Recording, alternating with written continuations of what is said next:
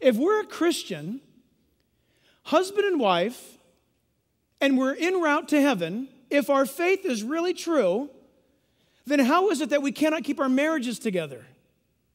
What is going on? This is a serious thing. Number one, I'm going to ask you to take notes. What should I be doing if I want to avoid divorce for my marriage? Number one is stop. I want you to stop and think about who you really are, who you and I really are. I'm talking to the Christian tonight. The Bible says in Romans 3:23, "For all have sinned and come short of the glory of God." When I consider my own marriage, I need to stop and realize, wait a minute. For Lisa and I need to remember who I am in this whole ordeal.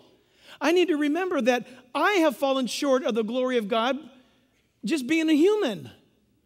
Now, you say, Jack, why are you saying that? Because the greatest way to defend and to protect your marriage from divorce is realizing that you and I do not walk on water, that we're not perfect. We need to stop being critical. We need to stop. You say, you don't know what goes on, and she's so mean to me. She's so cutting. I understand that. He's so rude to me, and he's so cold to me. I understand that. But all that happens because one of you or both of you cease at following Christ. You say, well, that's an easy thing to say. It is absolutely, factually practical to say that. I have seen other partners where the husband and wife, one's saved and one's not, or one's walking with Jesus, the other one's not, and that believer decides to follow Jesus, not their spouse. And when they follow Jesus, something dramatic begins to happen in that relationship. The sad thing today is many people do not believe it because they don't see it. It's like people saying today, how come God doesn't grow people's legs anymore and eyeballs? He does that in many parts of the world, but he's given us his word. He would probably say to us, why should I show you a miracle when you won't even look at my Bible and read it? Miracles are to confirm the word. The word's not to confirm miracles. We need to pick up the Bible. We need to stop and think who you and I really are. And I'm telling you, and you come and you approach this argument from where you're at. Are you a wife? Are you a wife-to-be? Were you once a wife?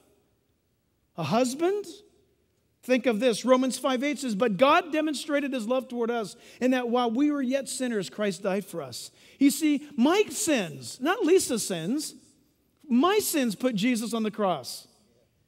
You say, didn't Lisa's sins put you? Yes, but I'm not responsible for those sins. I'm responsible for my sins. I put Jesus on the cross by my sins.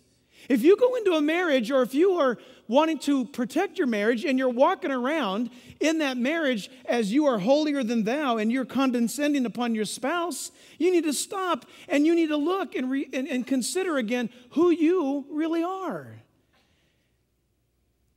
I put Jesus on the cross with my sins. That should help me approach my spouse instead of me pointing fingers at her and being critical. I need to stop as a believer.